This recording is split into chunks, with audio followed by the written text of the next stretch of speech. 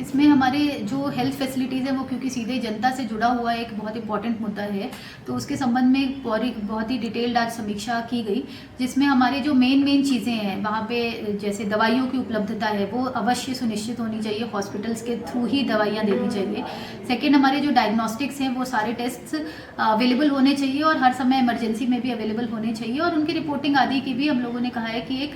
Cross verification भी किया करें कि उसकी क्वालिटी सही है या नहीं है। और इसके अतिरिक्त एम्बुलेंस एक बहुत इंपॉर्टेंट व्यवस्था है जो सुनिश्चित समय पे होनी बहुत ज़रूरी है, तो उसके लिए हम लोगों ने MOIC को भी कि गाड़ियों की कंडीशन क्या है, उनके पास अवेलेबिलिटी ऑफ पेट्रोल है नहीं है, उनके पास हमारे जो लिस्ट ऑफ इक्विपमेंट जो एम्बुलेंस के अंदर होना चाहिए, जो हमारे मेडिकल टेक्नीशियंस होने चाहिए, ये सारी चीज़ें हैं या नहीं है, इसको भी चेक करें। और अगर उसमें कोई भी गड़बड़ी पाई जाती है तो एम्बुलेंस के जो हमारे वेंडर हैं उन पर भी मुख्यालय स्तर से कार्रवाई सुनिश्चित करने के लिए भेजा जाएगा। और इसके साथ ही हमारे जो लेबर रूम्स हैं वो भी एक ऐसी फैसिलिटी है जो जनता से सीधे जुड़ी हुई है, तो सभी लेबर रूम्स में जो भी आवश्यक सामान है उसको मॉडर्नाइजेशन करने के लिए हम लोगों ने निर्देशित किया है, और अधिक से अधिक लेबर जो हमारा डिलीवरी है वो अभी भी कुछ घर पे हुई जानी